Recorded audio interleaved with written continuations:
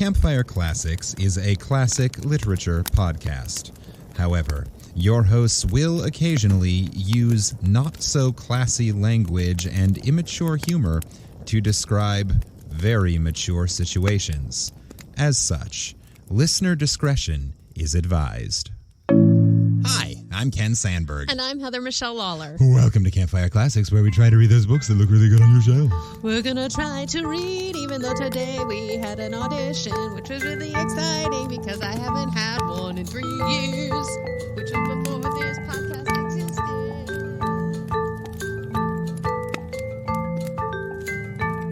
Yeah, that was a lot of song. I wrote a song for everyone. They should be very, very grateful. I'm sure they are. And particularly grateful because you writing a song in that particular style never, ever, ever happens, and definitely not every single week at about this same time. Definitely not something I do on a regular basis. But yes, we are here. We're gonna do a podcast for you, and life is slowly returning to a norm. Yeah. Yeah, it was like literally my first in-person audition in over 3 years, which was crazy to think about. Like, I was like, wait, what? Because I've done some online, but like all the jobs I've done before the pandemic was like almost 7 months. And then after was like that I knew that job was coming, and then I started to do Zoom auditionings, and then I went back out there. So like, yeah, I haven't had the opportunity, and it was really fun today. Yeah. I had a good time. It's a return to the acting business the way you're used to it a little bit. The way I was trained to do it. Yeah. Like actually what I like learned how to do. Though I've gotten okay at the self-tapes and the Zooming, but like... Yeah, and I, of course, much prefer the self-tape auditions because what it means self-tape. is I don't have to talk to anyone. I like talking to people. I'm charming. Yeah, I and feel so like... are you. You just don't like it? Yeah, I do notice, though, that I have booked a lot more jobs off of self-tapes than I ever did off of in-person auditions, which leads me to wonder if I'm actually not very good in person. I think you are good in person. I think you don't think you are. Okay, so I'm just really bad at meeting people. There you go. A lot of people are. Yeah, which is why I like video submissions, because I get to audition without meeting anyone. That's fair. But yeah, so that's what I did today. So I'm feeling good. And we had a friend in town. That was nice. We had our first house guest. First house guest. Hey, Noelle, I don't know if you listen to this podcast, but you're getting a shout out now, which means you're going to be tagged on social media. So you better at least listen to this first 4 minutes of this episode. This is how we get listeners. We just say our friends' names. No, but it was great to have Noelle here. Just start tagging people in episodes. Yeah. And then they have to listen to see what we're saying like, about what them. What is going on? Yeah. And we got to have dinner with Elijah and his wife Allison, and so it was a little Iowa City cohort dinner, and then Noelle stayed with us a couple days while she checked out Philly. So tune in next week to see if you get tagged in this opening segment. Ooh, that's a new game. That's fun. Well, I have been invited to trivia on Wednesday evening by one of my friends here in Philly, so I bet they're gonna get a tag, but I can't say their name now because I don't want to tag them. No. It has to be after the trivia so that next week we can talk about how trivia went. Yes. See if you guys win. Yeah, definitely. Pub quiz or quizzo, as it's called in Philly and South Jersey. So Philly is the thing. Welcome to Philadelphia, or wherever you're listening from. I feel weird because like I started my snatch diet, which sounds dirty. I like a snatch diet. That sounds filthy. There's a program at the gym I belong to. No, I can't. No, just start over. I have to take that out because that sounded way too like douchey masculine. I can't leave that in. You can leave in. So I'm sorry. That's not me. I was making a joke. Yeah, it's funny. I started the snatch diet, which sounds disgusting, but or not disgusting. It just sounds vulgar, which it really isn't. It's just a diet through a program I do with my gym up in New York. And so I've eaten really healthy today. I'm very hydrated, and I've been watching Parks and Rec. And I had that audition, so I just have a lot of energy, and we're probably going to have to break recording 4 times for pee breaks. I have peed so many times today already, and I'm planning to finish this water bottle at least like halfway through this recording. So get and it's sparkly too. I'm so hydrated. But yeah, I'm just a little loopy. So I'm glad I'm not reading. I just get to react. So that's where we are today. How you doing today, listener? You here? You ready for some of the usual banter, silliness, and fun? For those of you who might be new to Campfire Classics, and with any luck, there are at least a couple of you. In fact, with any luck, there are a couple new people every week. What we do here at Campfire Classics is read short stories that we pull out of the public domain. And while we're reading them, we will look up strange words that we don't know. We'll call out antiquated racism and misogyny, and we laugh at outdated penis jokes. Well, That's most of them actually shtick. aren't penis jokes. We just think they are. I don't know. It's entirely possible that Sir Arthur Conan Doyle was super into dick euphemisms. I mean, I would not be surprised. Shakespeare was. So. And you know Agatha liked her dick jokes. Well, she did make fun of men a lot. Mm-hmm. Yes. So speaking of dicks, so we do that, what you were just talking about, kind of. But we also do other things like little side hustles. Side quests is what they're called in the RPG world. Oh, okay. Side quests. All right. And we've been watching the Willow TV show. It's tangents off the main quest. Okay, this is the tangent off the main quest if you are a D&D player in the world. We have been doing this segment called Clown Corner, whether people like it or not. And people do. People do. They've been saying they do, so we're going to keep doing it. And I got a lot of slack for making Clown Corner Santa a couple weeks ago, and I was like... It's because Santa's not a clown. But... I know. I was just trying to be, like, festive. So suck it to everyone who hated that, and I will now do a clown. Sorry, Mom. I'm sure she didn't mean that. Oh, your mom didn't like it. Oh, that's too bad. I think she merely pointed out that Santa is not a clown. Santa is, but Santa's scary. Anyway, there was a reason I did it. Anyway, so we're doing the Clown Corner. So this week, how I've been finding this Clown Corner thing is I usually just Google like weird clown facts or like something, and then something pops up and that makes me do research about that. So this is the phrase that made me research this clown that we will speak of this week. Important question before we get going. Did you Google it or did you Yahoo it? I Googled because fuck Yahoo. It's still doing it. No one reached out to tell me how to fix it. And I've mentioned to a few people in person that it's not working. And they're like, oh, yeah, that's weird. So I Googled because, yes, Yahoo is still my default. But I Google, and then I have to go up to the thing and type in www.google.com. But, you know, it's worth it for you listeners. So this is what I found on an article that I pulled up that was like... don't trust results from Yahoo. I don't. It's just wrong. So it was like 38 38 interesting clown facts is basically what came up. And I was like, okay. And I started scrolling. And some of them were things we've talked about. Some of them were like, I don't want to do that. This one was just the killer clown. All right. But what makes it fun is it is not what you think it is. Oh. So we're going to do a little history of this clown because he's actually quite famous. His name is Jean-Gaspard de Bourreau. Are you sure? It's French. So, it's French. So if you want to read that real quick. Yeah. De Bourreau. See, I wasn't that bad. No. It wasn't that bad. Look at that. So he's a very, very famous clown, actually. De Bourreau, also spelled many other ways, and he changed his name. His name used to be Jan Casper Dvorak. So he was actually born in 1796. Jesus, I know, all right. in Bohemia, which is now the Czech Republic. And he had a very long career in Paris specifically. And what he is known for, and I love that this is what he's known for because this is kind of what my graduate thesis was the Pierrot character. Yeah.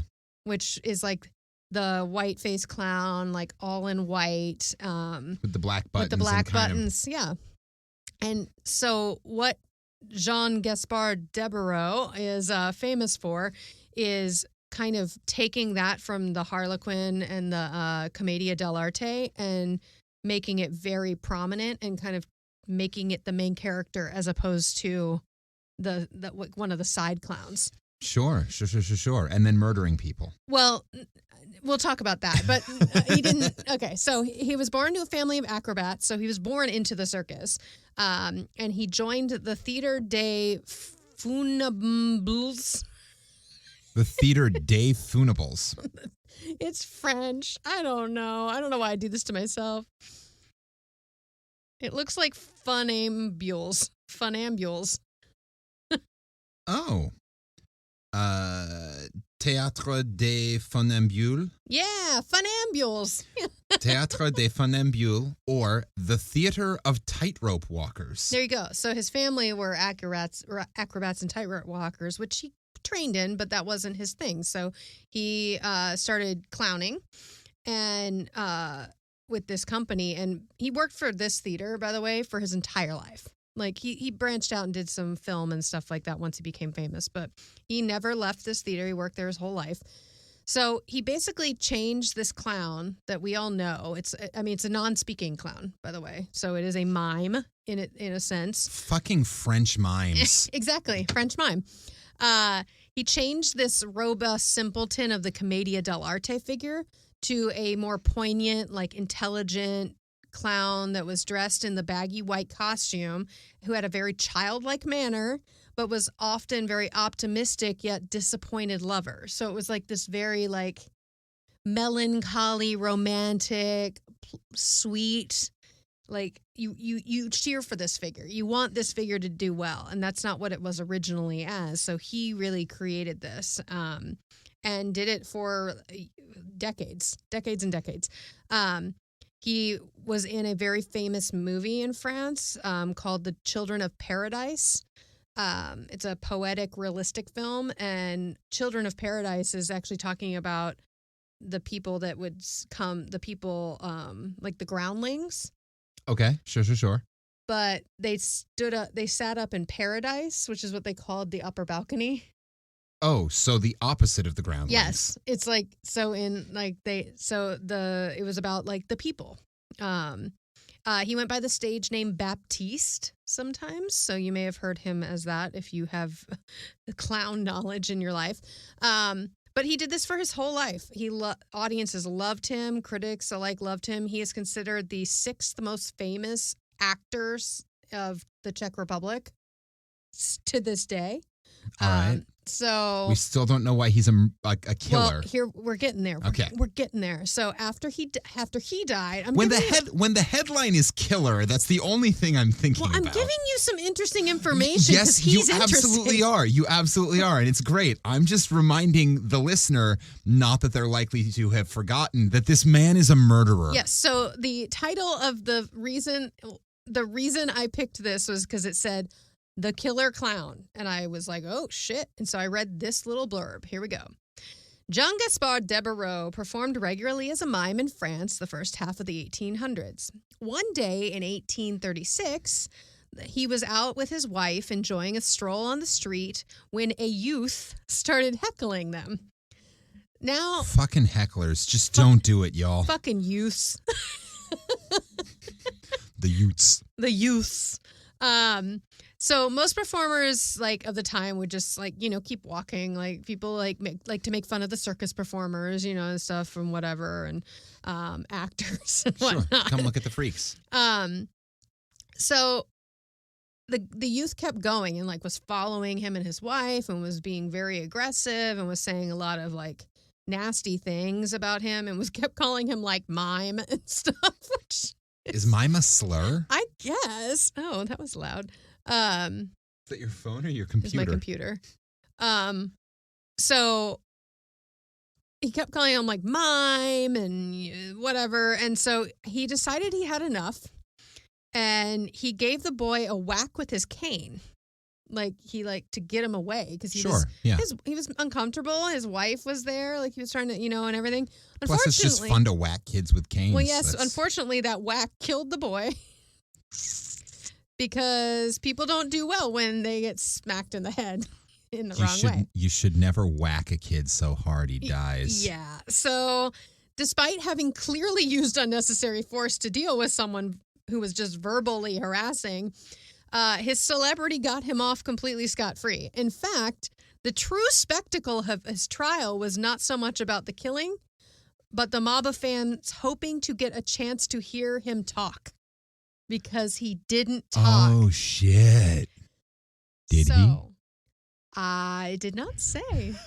But I'm assuming because, it was not televised and stuff, even if it was, even if people were in the courtroom, I don't know if he ever testified for himself. I couldn't find anything on that. And I'm sure people were coming out of the courtroom being like, I heard his voice. It was magical, whether he talked or not. So, in my head, he spoke French. Yes. But with a Joe Pesci accent.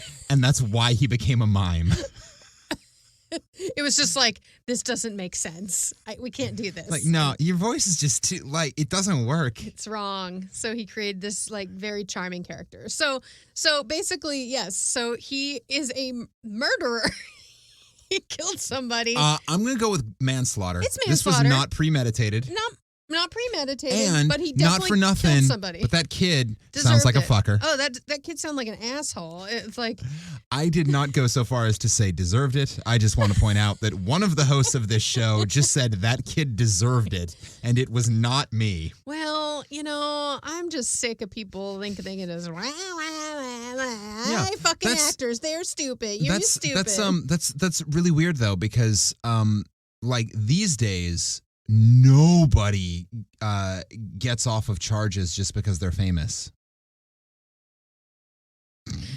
And on that note, exactly. So there, that is the story of Jean Gaspard Debarreau, or Baptiste, as he went by as his stage name often, especially in film. Or the Killer Clown. Or the Killer Clown. Now. Or the Killer Clown. His character was the baby killer. Oh my God, that just took it to a whole new place. Baptiste the baby killer. Oh my God. In theaters this March. I think Ken's going into tabloid stories now. Tabloid journalism. That's the new podcast. We're going to do a tabloid podcast. Just read National Enquirer. Oh my God. In a scary voice. You know what? I bet that exists. I'm not going to lie. Think so? Maybe. National Enquirer, the audiobook. The audiobook. And go back to the 80s and get the really crazy ones where it's Bat Boy and stuff. Get the Bat Boy issue. Yeah. Well, we'll look into that. That's kind of what we do anyway. So again, to finish up the clown corner, the character was so popular that he created this Poirot or Pierrot or Poirot. That's the best you've ever pronounced his name. It's Pierrot, there's not pirate, but the pirate clown. The pirate. Jeez, this has gone off the fucking rails. Pierrot. It was Pierrot. Yeah. Pierrot. Yeah. Pierrot. Yeah. But he was so popular that his son Charles actually continued playing the character for many, many years past his death. We had another clown that did that. Yeah. Oh, Weary Willie. Yeah. Weary Willie was another one that became a legacy. And so the son brought him on. Yeah. He was the one where the dad was like, "You're fucking stealing my clown, you son of a bitch. Yeah. We're never talking again." Whereas it seems like this one was a tribute to his father. But yeah, so that was Clown Corner and the Killer Clown, who is actually famous for playing the sweetest, most endearing clown that could ever be. Yeah, it's always the quiet ones that snap. It is. It's also funny because he was a mime. Watch out for people with canes. Watch out for mimes with canes, y'all. If it's a real cane, it'll probably kill you because he's used to swinging around a fake one. So. And apparently mime is an ethnic slur, so don't fuck with that. That's a pretty good general rule, I'd say. Don't be mean to people with canes. Yeah. Yeah. That's probably true, actually. Yeah. And if you see me walking down the road with a cane, just know There's a sword inside. sword inside. I got there before you. I knew it. I know. It's because you jumped my timing. God damn it. Anyway. That was a special clown corner. Thanks for attending clown college with us. But that's not what we really do. No. I already described what we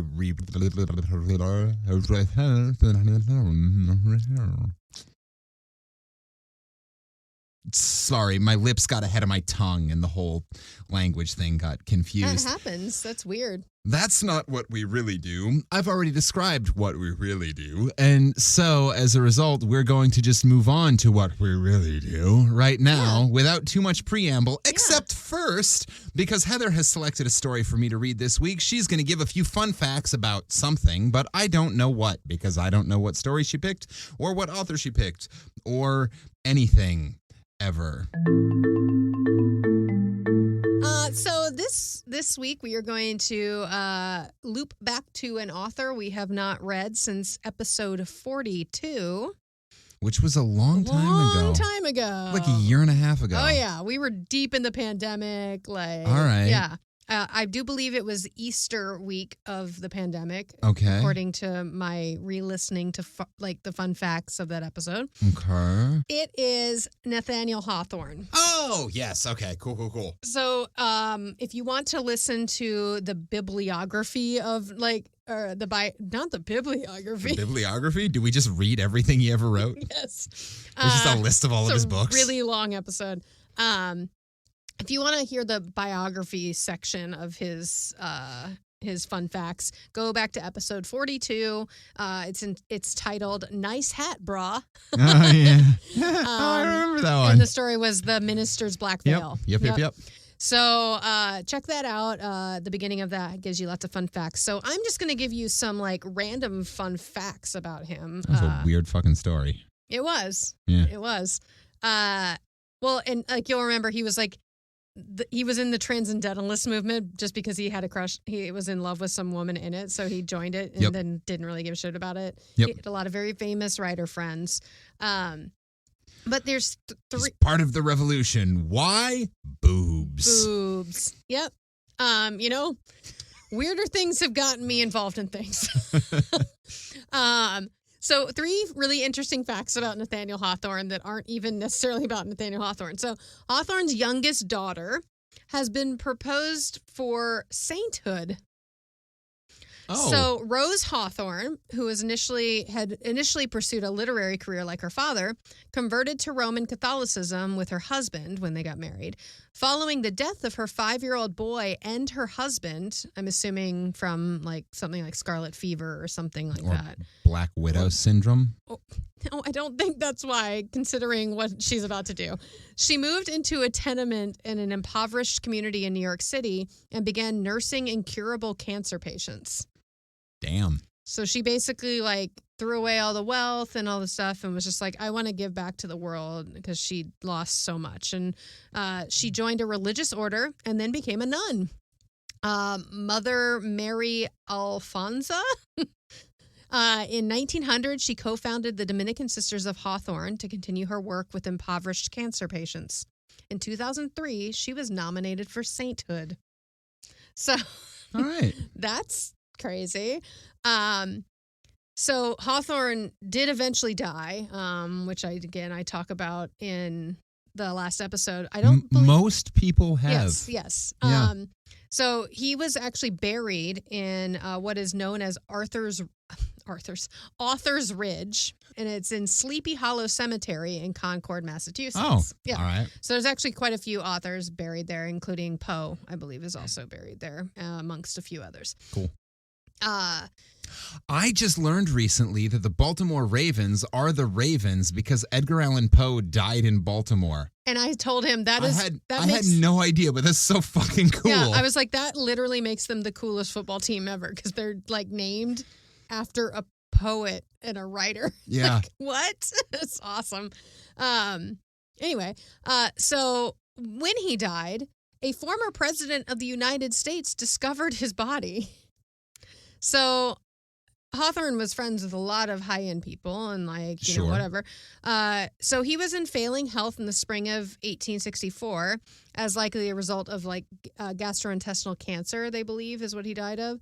And Hawthorne's old college friend, former President Franklin Pierce, Oh, all right. traveled with him to New Hampshire's White Mountains with the hope that the region's air and hot springs and stuff, could be an elixir for this. On the evening of May 18th, inside this hotel in Plymouth, New Hampshire, Hawthorne retired early after a dinner of toast and tea. During the night, Pierce woke up to check on his friend, just as he knew he wasn't feeling well, and the former president placed his hand upon Hawthorne's forehead and found that he had died. So Pierce's presence fulfilled a passage of Hawthorne's novel, The Blithedale Romance, quote, "Happy the man that has such a friend beside him when he comes to die." So it's bittersweet but lovely, and his friend was there, and it was former president, which it's what? Not for nothing, but you don't feel for a pulse in the forehead. Well, it was the 1800s. We didn't know what the fuck they were doing. So on that same note of his passing, since I did his living biography when we were doing the last episode about him, Hawthorne was separated from his wife for 142 years. What you say? How could that be? 7 years after Sophia Hawthorne buried her husband in Sleepy Hollow Cemetery, she passed away in London. She was interned an ocean away from her husband along with their daughter Una when she died in 1877. In 2006, the bodies of Hawthorne's wife and daughter were unearthed from London's Kensal Green Cemetery and re-entered the United States and were buried next to Nathaniel. So that was a long time after. Wow. Yeah.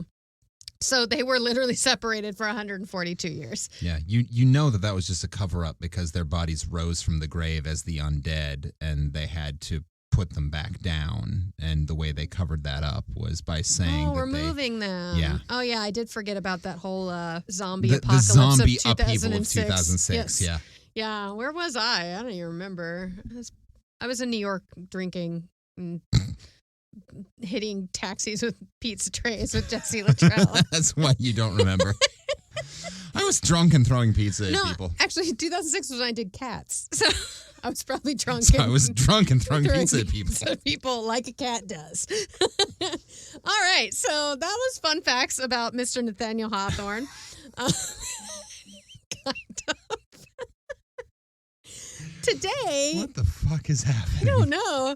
Today you will be reading, hopefully, I forgot I'm supposed to play the straight man in this show. That's what's happening. I love it. It's great. I feel like the tables have turned. We are 37 minutes into this episode. And we're about to start the story. So today's story is called Dr. Heidegger's Experiment by Nathaniel Hawthorne. It was originally published anonymously in 1837, and it was later published in Hawthorne's collection Twice Told Tales, also in 1837. Let's start this fire. Dr. Heidegger's Experiment by Nathaniel Hawthorne. That very singular man, old Dr. Heidegger, once invited 4 venerable friends to meet him in his study. There were 3 white-bearded gentlemen, Mr. Medbourne, Colonel Killigrew, and Mr. Gascon, and a withered gentlewoman whose name was Widow Wycherley. So we now know that this story is the inspiration for Clue. Yes. Game. Yep. Let's join in the study. These 4 people with very funny names. One of them is Killigrew, Wycherley. Come on, Medbourne and Gas. He's a farty guy. And then there's Mr. Heidegger. Yep. So we got the clue board here. They were all melancholy old creatures who had been unfortunate in life and whose greatest misfortune it was that they were not long ago in their graves. I like this voice you put on for this narrator. Yes, laugh at that and then listen back to the last part of that sentence I'm going to reread it because I don't think you clocked it. They were all melancholy old creatures who had been unfortunate in life and whose greatest misfortune it was that they were not long ago in their graves. Wait, what? There we go. Now she's on board. They were not long ago in their graves? That's what it says. Oh, wait. So we are talking about zombies. We were right all along. Mr. Medbourne, in the vigor of his age, had been a prosperous merchant, but had lost his all by a frantic speculation, and was no little better than a mendicant. Ooh, what's that? I don't know. A mendicant, which is an adjective of given to begging. So a beggar. Oh, okay. So he was a bad businessman who, like, little better than a beggar, became a beggar. Yeah. And was no little better than a mendicant. Colonel Killigrew had wasted his best years and his health and substance in the pursuit of sinful pleasures, which had given birth to a brood of pains such as the gout and divers other torments of soul and body. That was a nice way of saying he has syphilis. Yeah, absolutely. That was a really nice way of saying he was riddled with STIs. Mr. Gascoigne was a ruined politician, a man of evil fame, or at least had been so, till time had buried him from the knowledge of the present generation and made him obscure instead of infamous. So this is what we hope Mitch McConnell will be.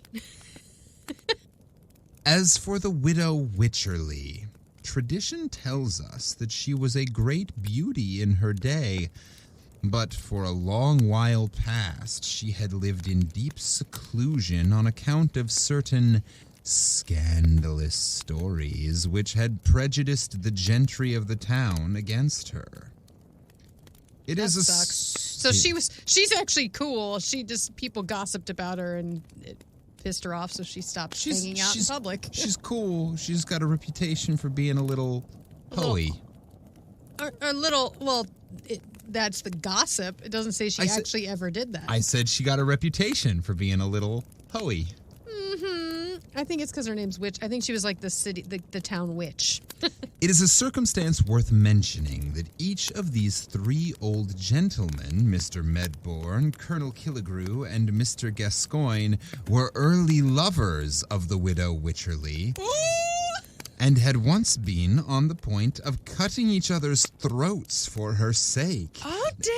And before proceeding further, I will merely hint that Dr. Heidegger and all his four guests were sometimes thought to be a little beside themselves, as is not unfrequently the case with old people, when worried either by present troubles or woeful recollections. Well, that is an intro. Okay, so we have a bunch of undead people gathered in Dr. Heidegger's study for some sort of experiment.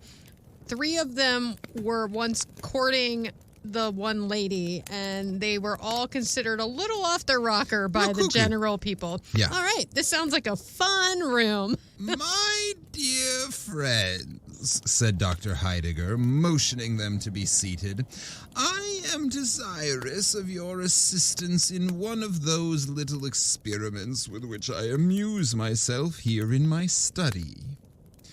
If all stories were true, Dr. Heidegger's study must have been a very curious place. It was a dim, old-fashioned chamber festooned with cobwebs and besprinkled with antique dust.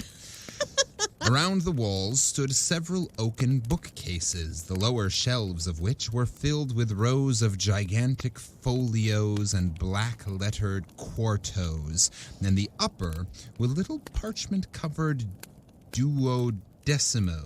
Duodecimo. Oh, there's like math. That sounds like something to do with like Duodecimos. Duodecimal is adjective relating to or denoting a system of counting or numerical notation that has a 12 as a base. As a noun, it is the system of the duodecimal notation. So yeah, it's like paperwork of like basically his finances and like, you know, like yeah. All right. Over the central bookcase was a bronze bust of Hippocrates, with which, according to some authorities, Dr. Heidegger was accustomed to hold consultations in all difficult cases of his practice.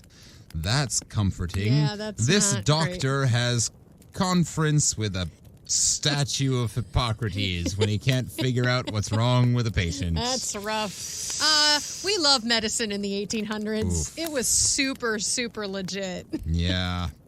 You have an imbalance of the humors. I'm going to cut you open, drain your blood, and give you cocaine. You don't feel good. I'm going to put these leeches on you and lobotomize you. It'll make you feel better.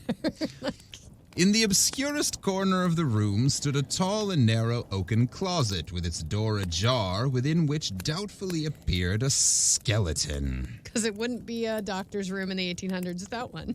Between two of the bookcases hung a looking glass, presenting its high and dusty plate within a tarnished gilt frame. Among many wonderful stories related of this mirror, it was fabled that the spirits of all the doctor's deceased patients dwelt within its verge and would stare him in the face whenever he looked thitherward. Okay, that's terrifying. Why does he have so many deceased patients? Probably because he's consulting with a bust. So he talks to Hippocrates, he has a pet skeleton, and he keeps the souls of all his dead patients in a mirror.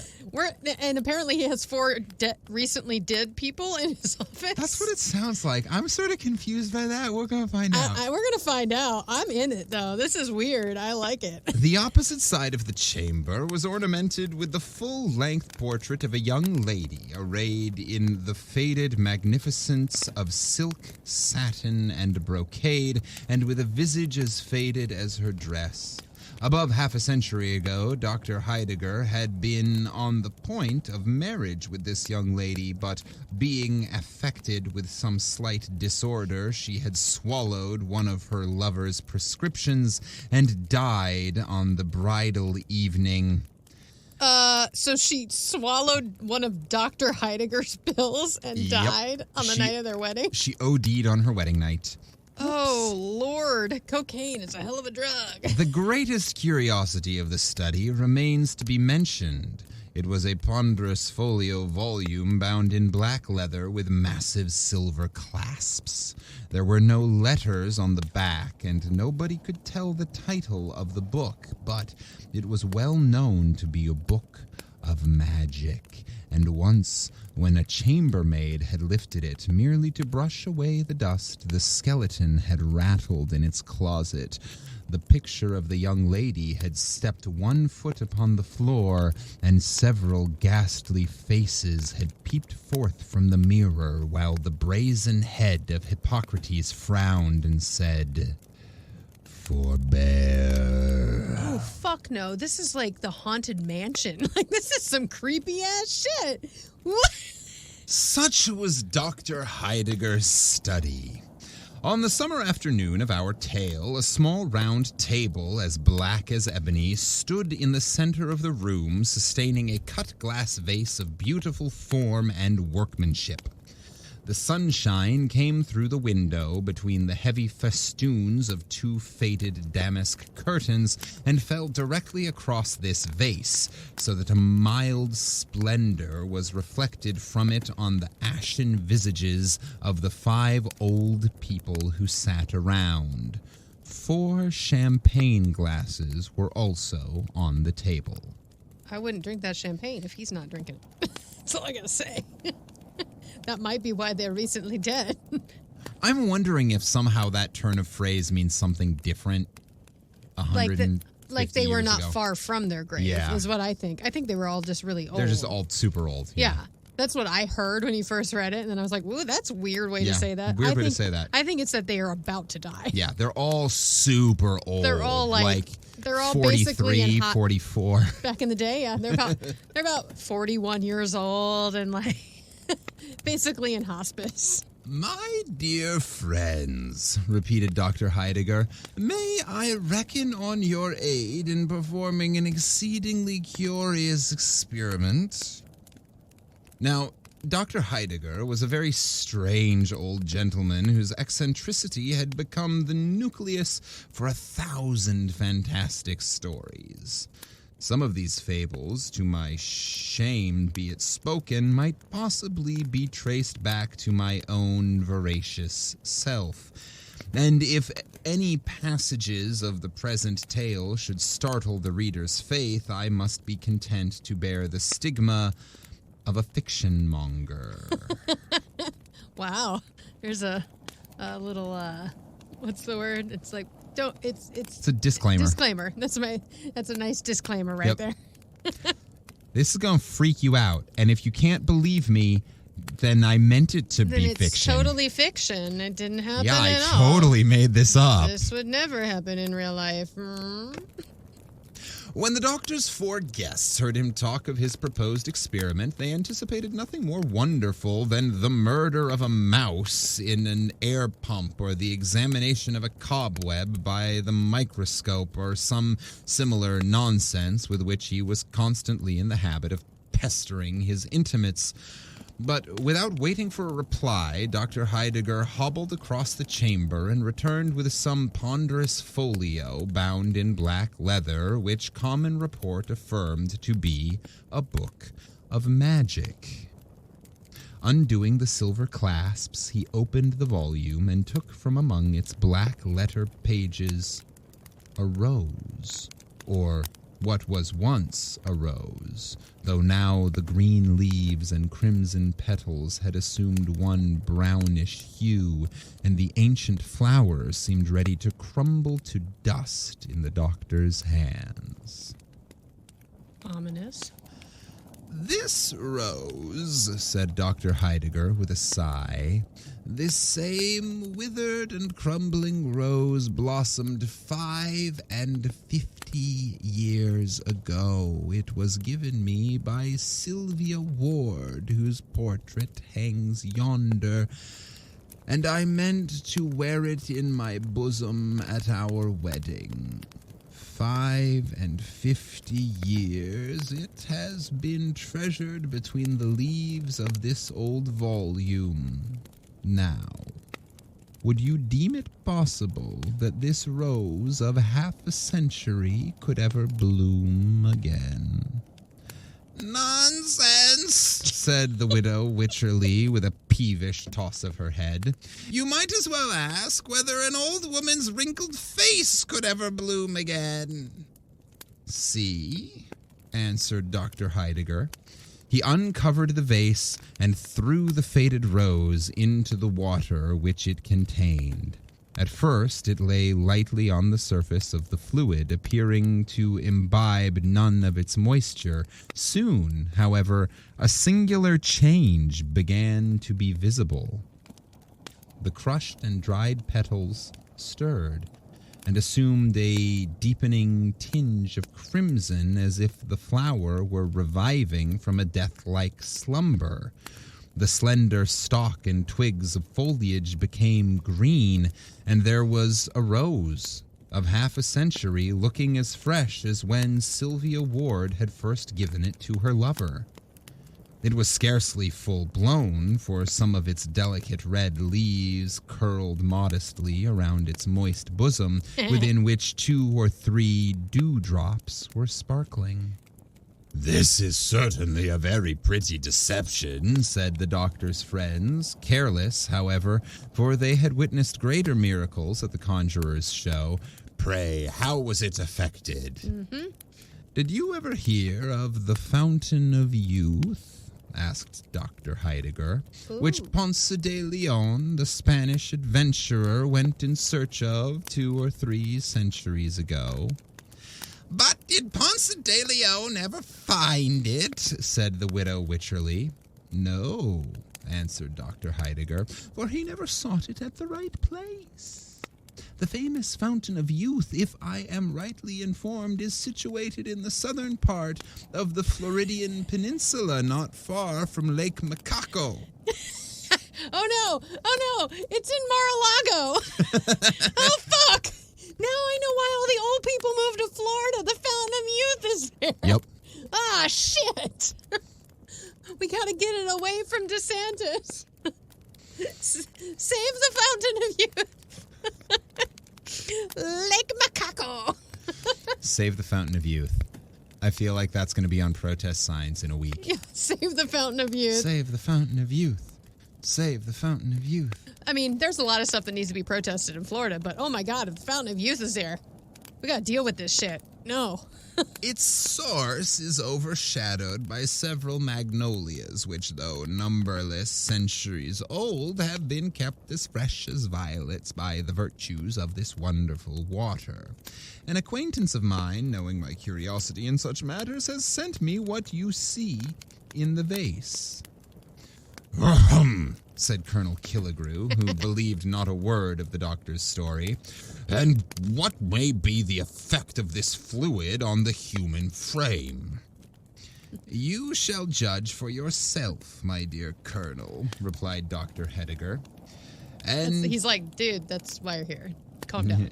And all of you, my respected friends, are welcome to so much of this admirable fluid as may restore to you the bloom of youth. For my own part, having had much trouble in growing old, I am in no hurry to grow young again.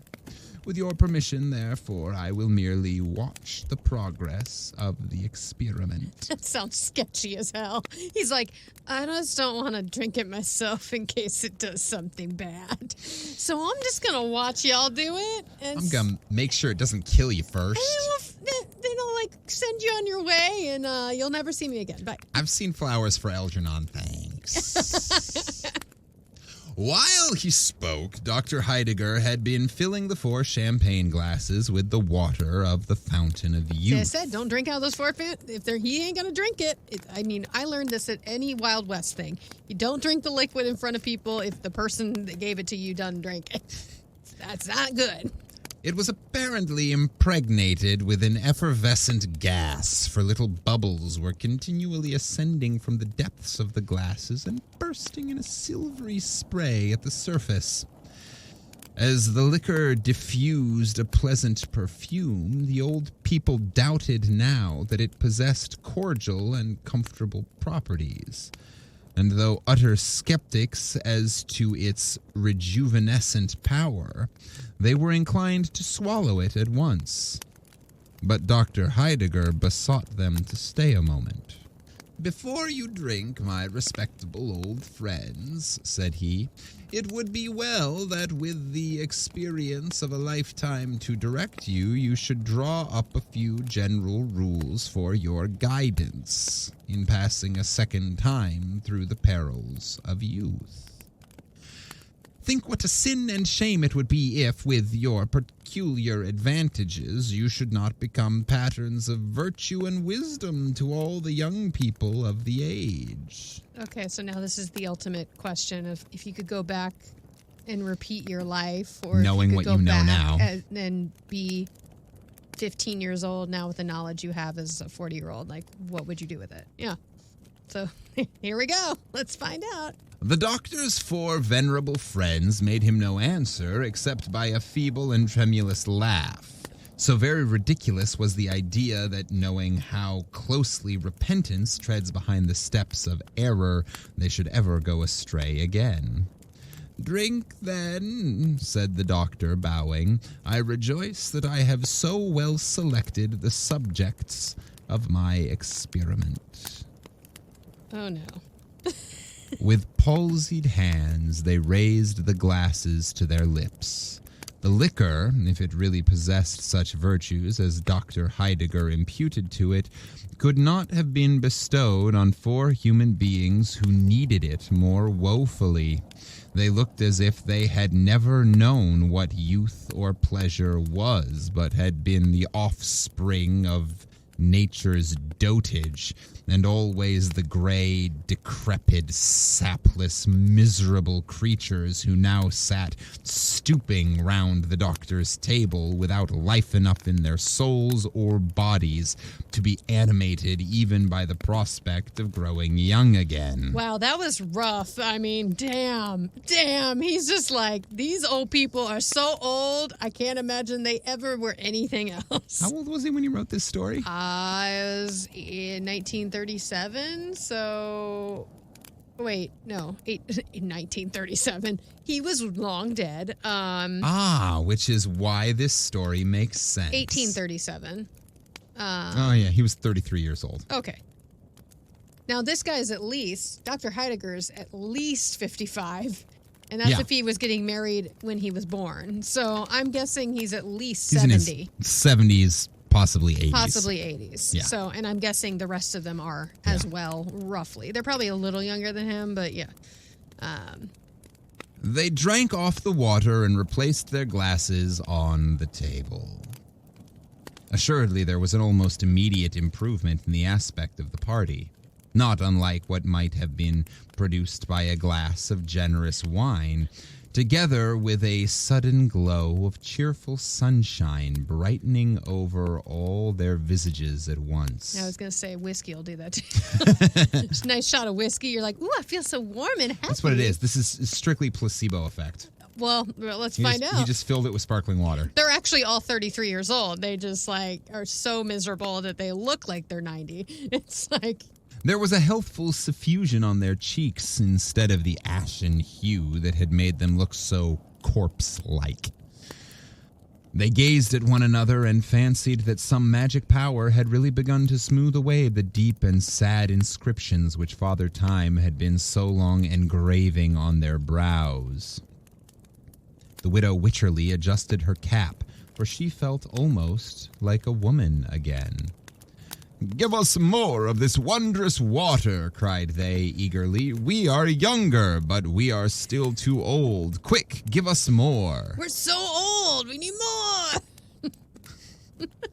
"Patience, patience," quoth Dr. Heidegger, who sat watching the experiment with philosophic coolness.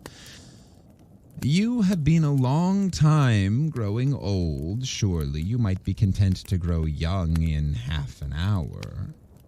But the water is at your service."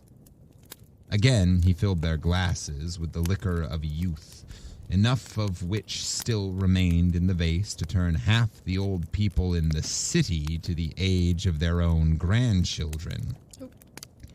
While the bubbles were yet sparkling on the brim, the doctor's 4 guests snatched their glasses from the table and swallowed the contents in a single gulp. Was it delusion?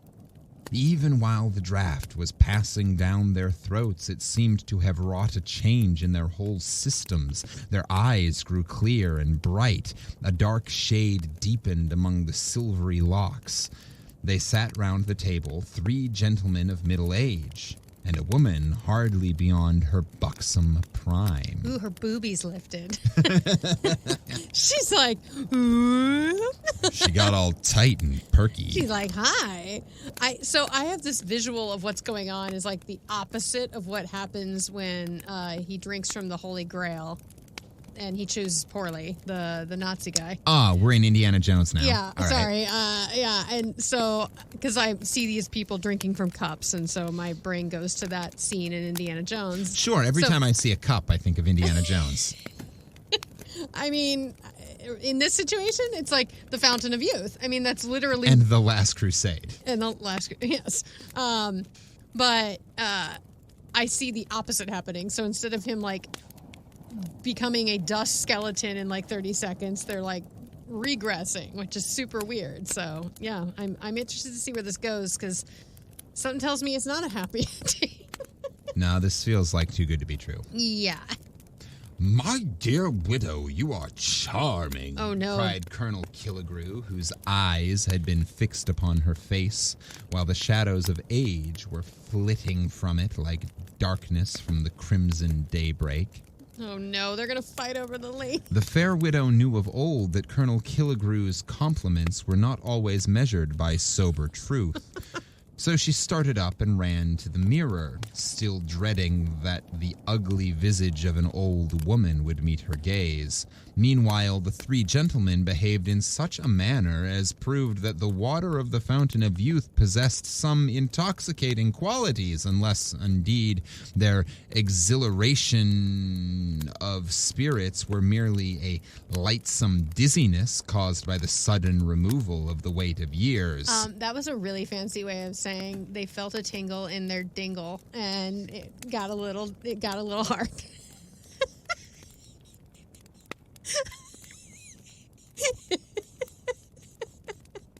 They felt a tingle in their dingle.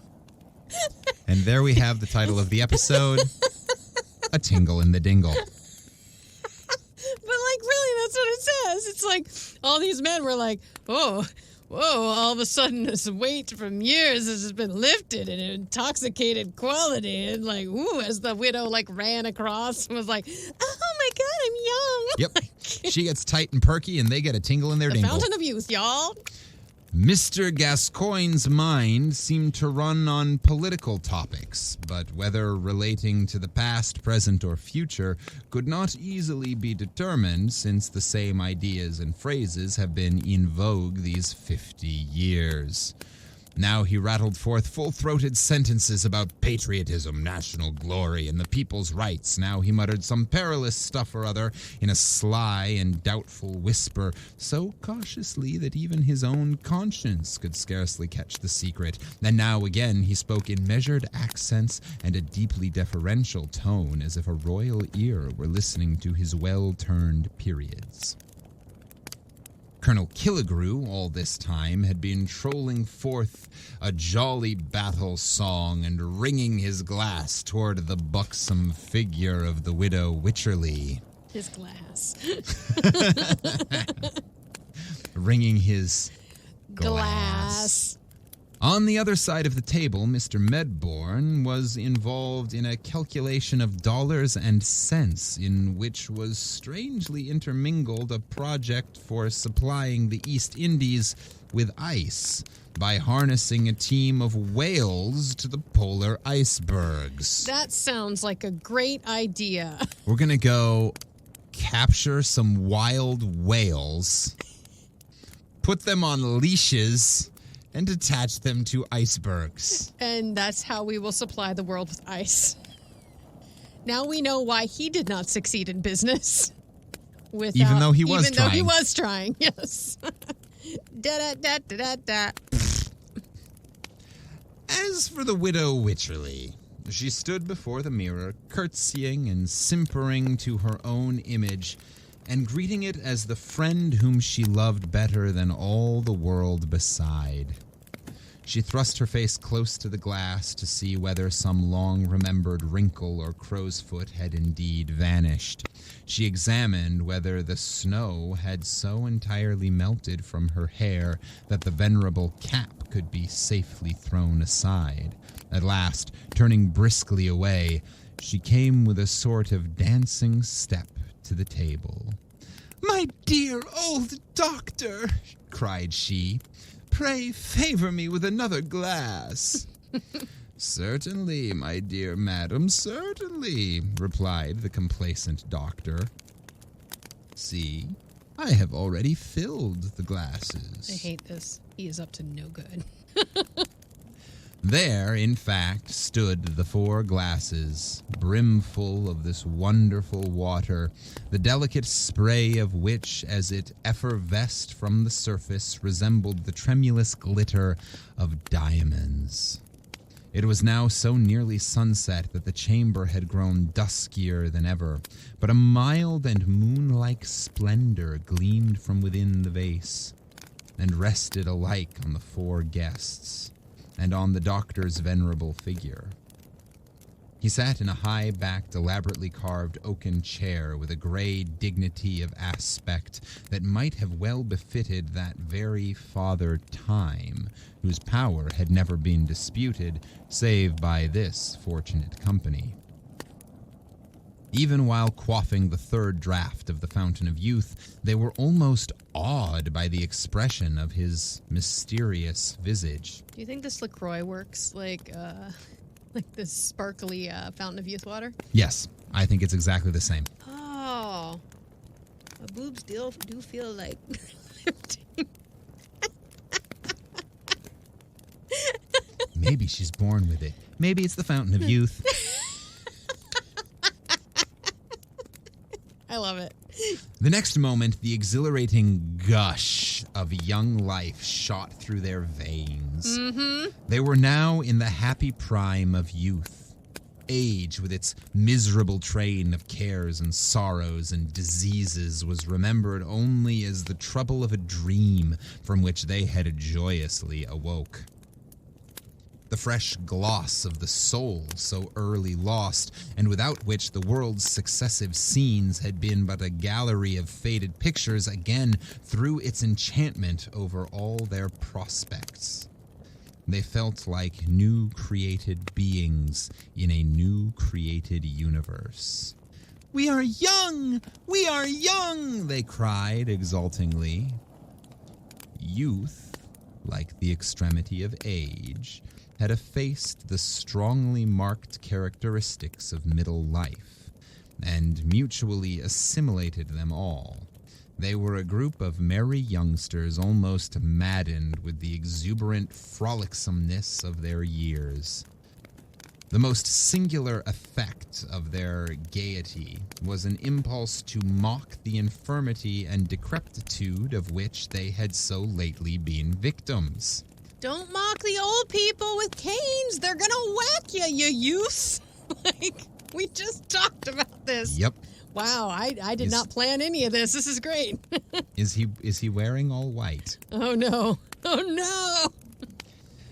They laughed loudly at their old-fashioned attire, the wide-skirted coats and flapped waistcoats of the young men, and the ancient cap and gown of the blooming girl. One limped across the floor like a gouty grandfather. One set a pair of spectacles astride of his nose and pretended to pore over the black-letter pages of the Book of Magic. The third seated himself in an armchair and strove to imitate the venerable dignity of Dr. Heidegger. Okay, we got to pause for a second because I just realized something that I definitely did not do on purpose. Our killer clown killed the youth that was mocking him in 1836. This story was written in 1837. Oh, I shit. kid you fucking not. I just went back and looked at the date. All right. Whoa! That's super weird. All right. Don't mock old people. Let's Don't mock clowns. Don't mock see where old this is people. going. You're going to be a youth and you're going to get whacked with a cane. I wonder if this is a confession. This is actually the court transcript. All right, I'm into it. I just had to pause there and go, whoa, I did not even put that together. Cool. Then all shouted mirthfully and leaped about the room. The widow Wycherley, if so fresh a damsel could be called a widow, tripped up to the doctor's chair with a mischievous merriment in her rosy face. "Doctor, you dear old soul," she cried, "get up and dance with me." And then the four young people laughed louder than ever to think what a queer figure the poor old doctor would cut. "Pray, excuse me," answered the doctor quietly. "I am old and rheumatic, and my dancing days were over long ago. But either of these gay young gentlemen will be glad of so pretty a partner." Oh, no.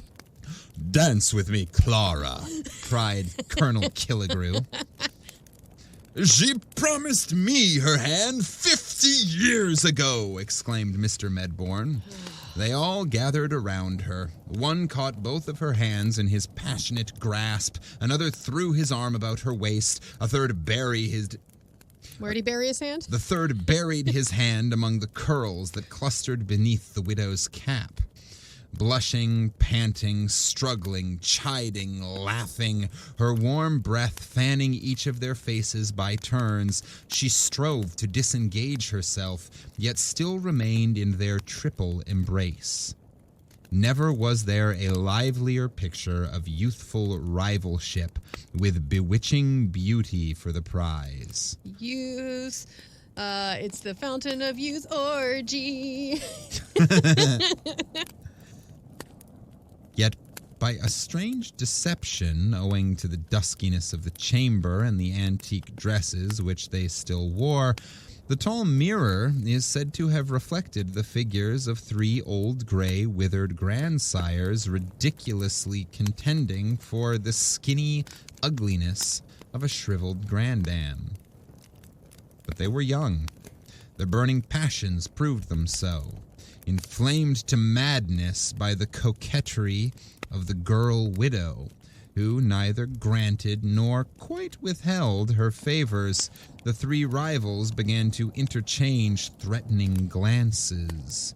Still keeping hold of the fair prize, they grappled fiercely at one another's throats. As they struggled to and fro, the table was overturned, and the vase dashed into 1,000 fragments. The precious water of youth flowed into a bright stream across the floor, moistening the wings of a butterfly which, grown old in the decline of summer, had alighted there to die. The insect fluttered lightly through the chamber and settled on the snowy head of Dr. Heidegger. Oh, no, the tingle in their dingle is too much. This is bad. Get your hormones under control, people. Come, gentlemen, come, Madam Wycherley, exclaimed the doctor. I think they're about to. Calm down.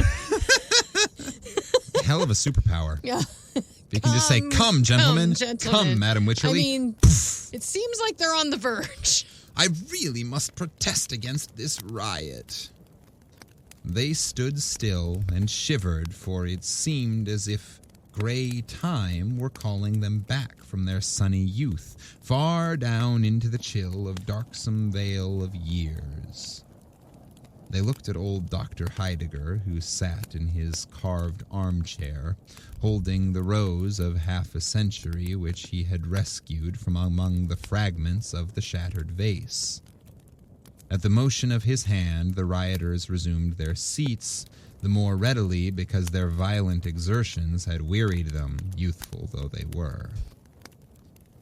"My poor Sylvia's rose!" ejaculated Dr. Heidegger. Oh no! See, he did! He came! And he's old!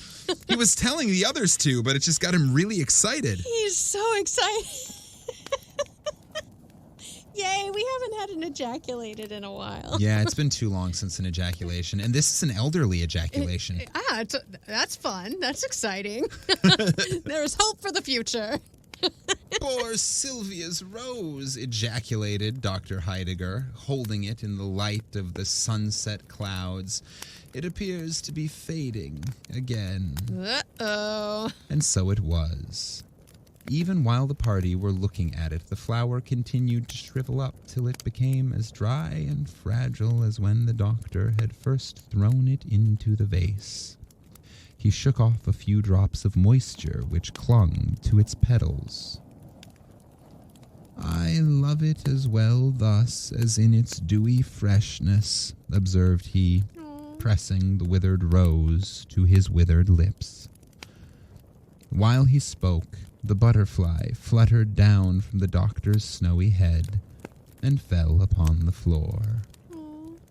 His guests shivered again.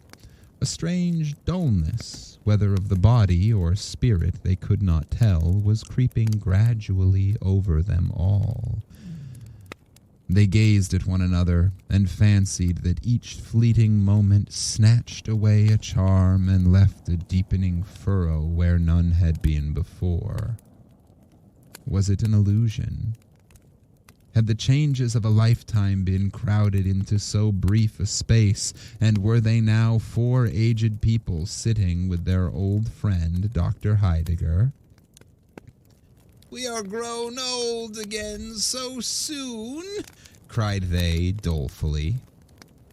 In truth, they had. The water of youth possessed merely a virtue more transient than that of wine. The delirium which it created had effervesced away. Yes, they were old again. With a shuddering impulse that showed her a woman still, the widow clasped her skinny hands over her face and wished that the coffin lid were over it, since it could no longer be beautiful. Damn. Yes, friends, ye are old again, said Dr. Heidegger. And lo, the water of youth is all lavished on the ground. Well, I bemoan it not. For if the fountain gushed at my doorstep, I would not stoop to bathe my lips in it, no, though its delirium were for years instead of moments. Such is the lesson ye have taught me. But the doctor's 4 friends had taught no such lesson to themselves. They resolved forthwith to make a pilgrimage to Florida, and to quaff at morning, noon, and night from the fountain of youth. The end. Is this why old people retire in Florida? Did they read the story and they think it's there? Is this why everyone in Florida's crazy? I now really want to know when the sort of tradition, not a tradition, the habit, the tendency of people to retire in Florida the snowbird started. like going to Florida. Yeah. Well, and also how weird that I did not purposefully pick a story that was like within a year of the clown that killed someone. Now, no one died in this, but it was a story about youths like mocking age and like being ungrateful at age and their elders. So interesting. And what the hell, Florida? Well, there's like 80 years between this story and the retirement communities that started popping up in Florida. When did Florida become a state? It became a state in 1845. Okay, so 7 years after this came out. I feel like this was just a big like advertisement for Florida. So it had only been a United States territory at this point for 15 years. Okay. Yep. And it had been under Spanish control, yes? Which is the Ponce de Leon. Like, he was the one that went in search of the Fountain of Youth. Right. But he went the wrong way. Yeah. He, like, pulled a Columbus, but the other way. Yeah. He went in search of the Fountain of Youth and went that way. Columbus went in search of India and went this way. And, you know, they both fucked up. Yeah. But are told that they didn't. Yeah. Yes, but Ponce de Leon was the first European to settle. So he did find the Fountain of Youth. It's in fucking Florida. It's in Florida. It's in the Everglades. You just have to personally wrestle an alligator and choke a python out for you to be able to get to the Fountain of Youth. That's actually the thing, is the Fountain of Youth isn't actually a fountain. What happens is every time you choke out an alligator, your aging process is paused for 1 month. Oh, yeah. And cool. if during that 1 month you choke out another alligator, you revert back 1 month. So long as you just keep strangling alligators, you will slowly get younger. Why do swamp people look so scary? Because they don't choke out enough alligators. They kill a lot of alligators. Like there's like a TV show called Swamp People. Sure. Killing all the alligators. Killing them. Oh. But there's you have to choke it out with your bare hands. That's the way it goes. Oh. Plus, the thing is, if you just keep getting younger and younger and younger, but doing more and more meth, you still end up really scary looking.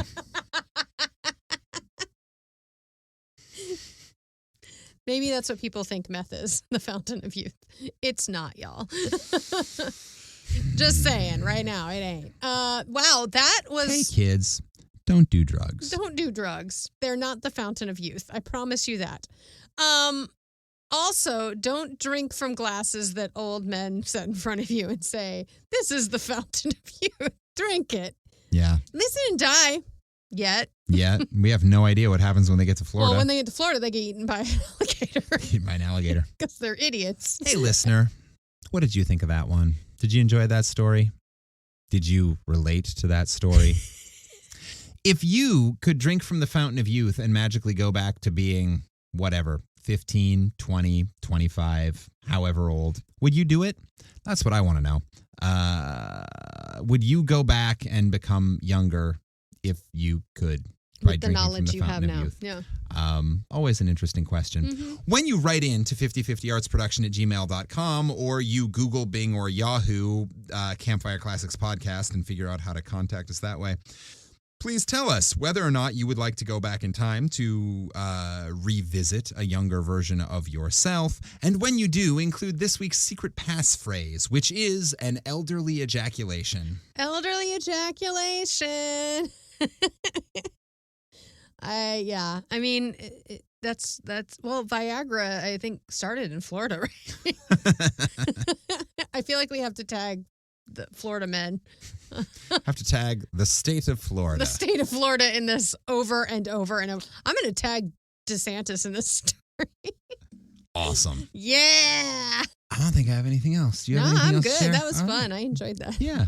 That took some turns. So let us know what you thought. And until next week, this has been Campfire Classics, where we try to read those books that look really good on your shelf. I really want some sparkling water now that gives me a tingle in my dingle. Okay, drink some. That's the new advertisement for LaCroix when they sponsor us. LaCroix, a tingle in your Puts dingle. a tingle